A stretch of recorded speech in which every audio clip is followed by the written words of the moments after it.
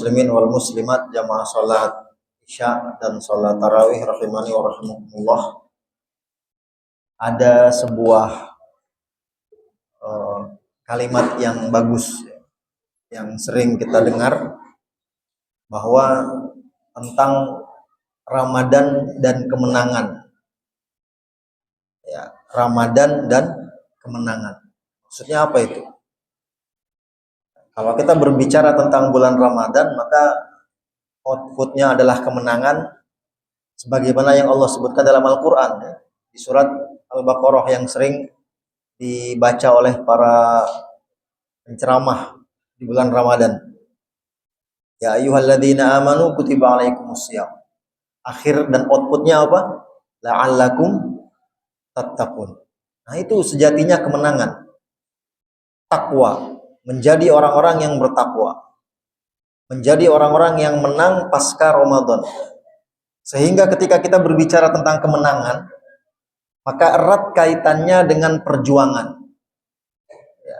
Karena tidak ada kemenangan tanpa ada perjuangan.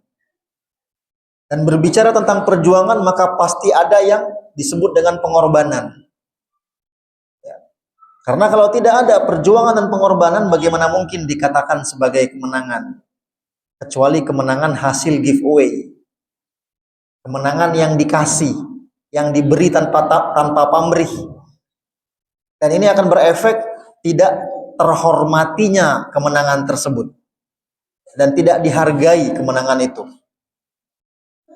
Dan kalau kita berbicara tentang kemenangan, maka pasti ada musuh yang kita menangkan. Karena akan lucu kalau kita ngomong, wah kami menang. Menang dari apa? Atau menang dari siapa? Kan gitu ya. Nah di bulan Ramadan ini kalau kita ngomong kemenangan, maka kita menang dari apa? Siapa musuh kita? Secara zahir kita tidak dalam sedang mode jihad. Ya, tidak ada musuh yang menjadikan pertempuran.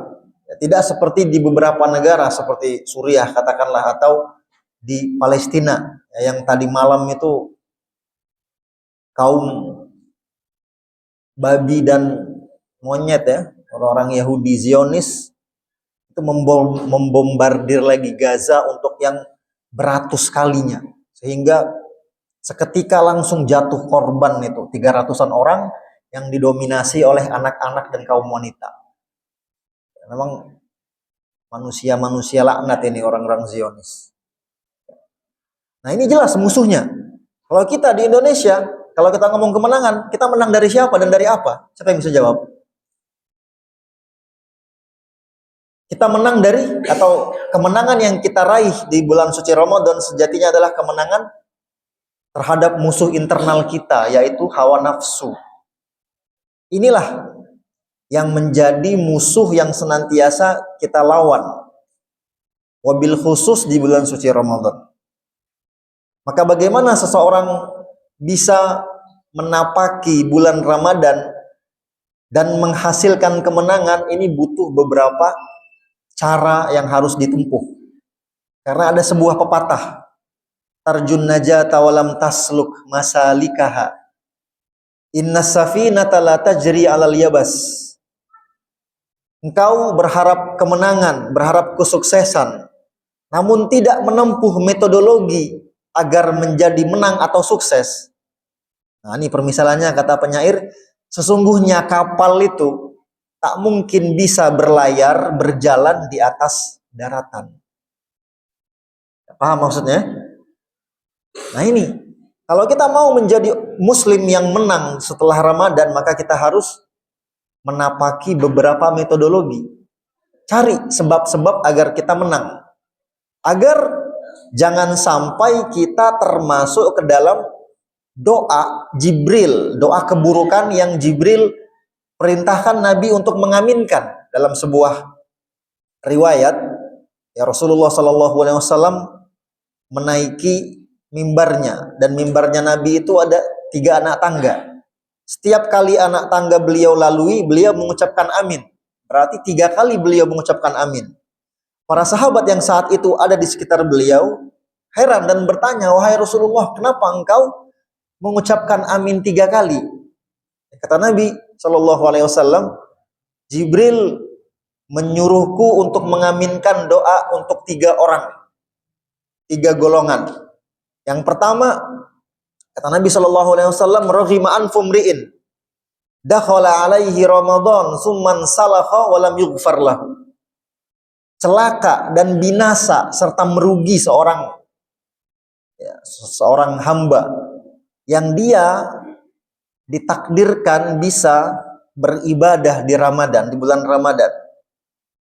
Ya. Sampai Ramadan berlalu, keadaannya belum terampuni. Ini kata Jibril. Aminkan wahai Muhammad, fakultu amin. Maka aku mengaminkan doa yang diperintahkan Jibril tersebut. Nah ini sebuah realita. Tidak semua orang Islam, tidak semua orang Muslim itu bisa meraih kemenangan dari bulan suci Ramadan, ya karena tidak memahami. Nah ini yang pertama, sebab kenapa tidak meraih kemenangan. Dia tidak memahami valuasi, ya, harga dan betapa mahalnya waktu di bulan Ramadan. Sehingga dia menganggap Ramadan ini seperti bulan pada umumnya. Tidak mengapresiasi setiap jam yang bergulir di Ramadan sehingga berlalulah waktu tersebut sia-sia tanpa ada sebuah ketaatan. Ya, padahal kalau kita sudah baca dalam kitab Targhib wa Tarhib yang rutin kita bacakan di hadapan jamaah, itu banyak sekali amal-amal ibadah yang Allah syariatkan yang memberikan sebab terampuninya dosa kita. Ya, sebut saja misalnya azan bagi muadzin. Sepanjang apapun suara yang dia lantunkan, itu makhluk-makhluk memohonkan ampun kepada Allah. Ya. Atau kita sebagai jamaah, ketika kita mau ke masjid, langkah kaki kita, kaki kanan kita mengangkat derajat, kaki kiri kita menghapus dosa. Itu belum ke sholat wajibnya. Begitu kita berwudu misalnya dari rumah atau di masjid, ya, di tempat wudu, setiap tetes dari air yang mengalir, ya, dari cucian atau basuhan anggota tubuh dalam rukun wudu, itu menggugurkan dosa-dosa kita.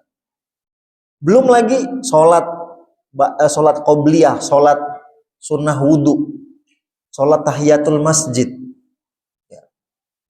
Belum lagi sholat wajibnya itu sendiri. Ditambah lagi puasa yang kita lakukan. Man shoma ramadhana imanan wahtisaba ghufira lahu ma taqaddama min dzambi. Belum lagi qiyamul lail.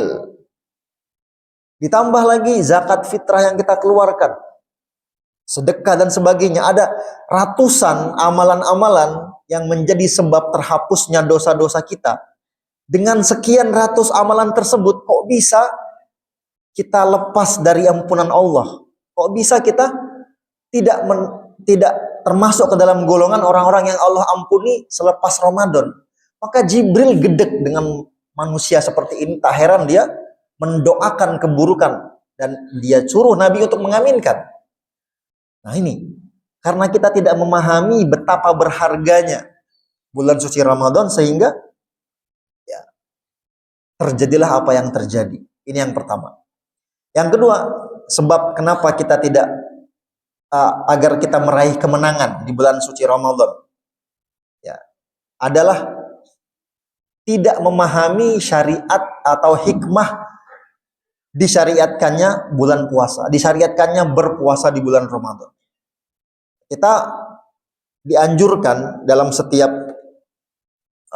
ibadah yang kita lakukan itu memahami hikmah di balik pensyariatan ibadah tersebut. Ya. Walaupun ini nggak dipaksa, tapi kalau kita faham hikmahnya, tahu latar belakang kenapa ibadah atau syariat tersebut diwajibkan, maka kita akan menghargai ibadah tersebut. Ya, ada sebuah ucapan yang bagus ya dari seorang ulama ya, yang disebutkan oleh Al-Imam Al-Hakim dan juga At-Tirmidzi Al-Hanafi. Beliau mengatakan innalladzi yu'maru bisyai'i fala yara zaina dzalikal amr wa yanha 'ani syai'i fala yara syainahu huwa fi aman min amrihi. Huwa fi ama min amrihi. Kata beliau, sesungguhnya orang yang diperintahkan untuk melakukan sesuatu namun dia tidak melihat tujuan, ya, keindahan dan maslahat dari perintah tersebut. Begitupun ketika dia dilarang dari sesuatu dan dia tidak melihat keburukan dari apa yang dilarangnya tersebut, dari apa yang dilarang untuk dia lakukan, maka sesungguhnya dia hanyalah orang yang buta dalam urusannya dan tidak memahami, ya, hakikat sebenarnya dari perintah dan larangan untuknya. Maka ketika kita nggak memahami di balik hikmah pensyariatan puasa, di balik hikmah pensyariatan sholat 5 waktu, maka kita seakan-akan tidak memiliki ruh dalam melakukan amalan tersebut. Sehingga sangat dianjurkan untuk kita mengetahui apa hikmah di balik setiap syariat yang Allah wajibkan. Nah, di antara hikmah dan faidah puasa, yang pertama, ya, akan menjadi sebab menekan atau ditekannya syahwat kita. Ya. Berdasarkan hadis dari Nabi Shallallahu Alaihi Wasallam bagi para muda-mudi. Ya. Kata Nabi Shallallahu Alaihi Wasallam, ya ma'syarasy syabab, man istata'a minkumul ba'a falyatazawwaj, fa innahu ahsanu lil farj wa aghaddu lil basar. Wa man lam yastati' fa alaihi bisawm fa innahu lahu wija. Wahai segenap muda-mudi, barang siapa di antara kalian yang sudah mampu untuk ba'ah, menikah, baik secara finansial maupun secara biologis, maka hendaklah dia menikah. Karena dengan menikah itu akan lebih menjaga, ya, kemaluannya dan lebih menundukkan pandangannya. Barang siapa yang belum mampu melakukan itu, maka hendaklah dia berpuasa. Karena puasa itu memiliki tameng. Ya. Dan ini terbukti secara medis ketika kita mengurangi asupan makanan dan minuman untuk waktu durasi yang tertentu, ya, dari terbitnya fajar sampai tenggelamnya matahari, maka ini akan meminimalisir peredaran aliran darah kita yang otomatis melemahkan syahwat kita. Karena semakin kita banyak makan dan banyak minum, aliran darah itu kan lancar. Dan sejatinya setan itu, kata Nabi SAW, tajri majrad dam, mengalir di aliran darah manusia. Ya. Nah, ini hikmah pertama. Jadi kalau ada orang yang puasa tapi masih bermaksiat, ini nemen, Pak, kalau kata orang Jawa, kebangetan. Ya. Kok bisa, ya, sudah dilemahkan aliran darahnya tapi masih berbuat dosa. Nah, ini yang pertama. Yang kedua, ketika kita berpuasa, maka kita akan termotivasi untuk melakukan ketaatan. Ya, karena rasa lapar dan dahaga itu mengingatkan kita bagaimana lapar dan hausnya penghuni neraka. Ya, penghuni neraka itu, Pak, ketika disiksa akan disuguhkan minuman yang kalaupun dia minum akan menyiksa dia, sehingga dia tercegah untuk minum, tapi di saat yang bersamaan dia sangat haus. Nah, begitu juga yang kita rasakan ketika puasa, termotivasi untuk, wah, seperti inilah dahaga yang dirasakan oleh orang-orang, ya, penghuni neraka, sehingga akan mendorong kita untuk semakin memperbanyak ketaatan supaya terhindar dari neraka. Ya, karena di surga akan Allah berikan minuman yang sangat lezat, ya. Selain haud Nabi, ya, telaga Nabi, ada minuman madu, ada sungai yang terbuat dari madu, kemudian sungai yang teraliri, ya, susu, dan sungai yang dialiri khamar. Ya. Ini hikmah kedua. Hikmah yang terakhir, hikmah yang ketiga. Sebenarnya ada 8, tapi kepanjangan saya khawatir ya kita bosan ya. Hikmah yang ketiga tentang kenapa syariat puasa itu adalah ketika puasa seseorang akan termotivasi untuk banyak berinfak dan bersedekah. Ya. Kenapa? Karena orang yang puasa akan merasakan lapar hingga perasaan sakitnya menahan lapar akan memupuk rasa empatinya untuk membantu orang lain dan berbagi, baik memberikan makanan atau memberikan minuman, dan amalan ini adalah amalan yang memasukkan ke dalam surga. Jadi dalam hadis singkat itu Rasulullah menyebutkan wa it'amut ta'am tadkhulul jannata bisalam. Ya, ada beberapa poin yang Rasulullah sampaikan. Di antara poin ini, memberi makan manusia menyebabkan kita itu masuk surga. Ya. Mungkin dalam hadis yang beberapa kali pernah didengar oleh jamaah, ketika ada wanita yang memberi minum seekor anjing saja bisa masuk surga. Ya kan? Ini seekor anjing yang dikasih minum. Bagaimana pahala jika kita memberi minum dan memberi makan orang yang berpuasa? Maka tak heran ya, saya yang heran ya, bukan jamaah. Maksudnya saya lihat tadi, masya Allah, bukaan di sini itu benar-benar luar biasa.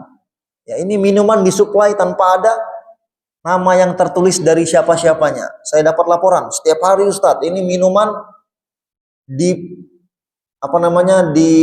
loading di depan itu berdus-dus. Ya, no name semua. Makanannya makanan setelah maghrib itu makan besar ternyata. Maksudnya nasi, makan berat. Dan ini tiap hari, Pak ya. Nah, ini motivasi kita untuk bersedekah dan berinfak. Ya, sehingga kita benar-benar menjadi orang yang beramal dengan ilmu. Wah, kita tahu rasa laparnya orang-orang fakir, orang-orang miskin. Maka keluar empati kita untuk memberi. Selain kita mendapatkan juga pahala orang yang sedang berpuasa karena kita memberikan bukaan atau makanan dan minuman kepada mereka. Dan ini sebaik-baik amalan di bulan Ramadan. Di antara amal yang terbaik di bulan Ramadan adalah memberikan bukaan kepada orang yang sedang berpuasa. Inilah 3 hikmah. Ya, ada 8, Pak ya. Mau dilanjutkan atau cukup, Pak? Cukup, Pak ya? Cukup lah ya. Lanjut besok ya. Baik, mungkin ini yang bisa saya sampaikan. Semoga Allah Subhanahu wa taala memberikan kepada kita keistiqomahan. Ya, karena tersisa 10 hari terakhir nih, Pak. Nah, jadi jangan sampai kegocek ya. Maksudnya kegocek gimana? Jackpot yang Allah janjikan di bulan Ramadan itu justru terletak di akhir Ramadan. Ketika kita semangatnya di awal doang, di tengah dan di akhir melempem, nah ini rugi, Pak. Kalau kita di awalnya nggak begitu antusias, pertengahannya udah mulai serius, akhirnya lebih mantap lagi, ya ini lebih baik. Yang tadinya target tilawahnya 1 hari 1 juz, setelah dievaluasi ternyata tidak on target, maka masih ada waktu untuk mengejar ketertinggalan. Siapapun yang di awal Ramadannya belum bersungguh-sungguh, maka 10 tersisa ini, ayo kita sing-singkan lengan baju kita ketatkan sarung kita pasang sabuk pengaman kita gaspol untuk beribadah di 10 hari terakhir. Kita cari malam Lailatul Qadar, ya, sehingga Allah Subhanahu wa taala memberikan kepada kita ampunan, rahmat dan kasih sayangnya lebih baik daripada 1000 bulan. Ya.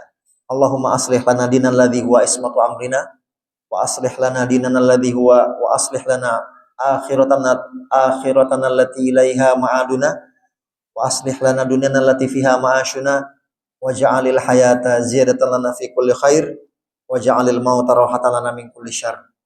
Wa akhiru da'wana anil hamdulillahi rabbil alamin. Subhanakallahumma wa bihamdika asyhadu an la ilaha illa anta astaghfiruka wa atubu ilaik. Wassalamualaikum warahmatullahi wabarakatuh.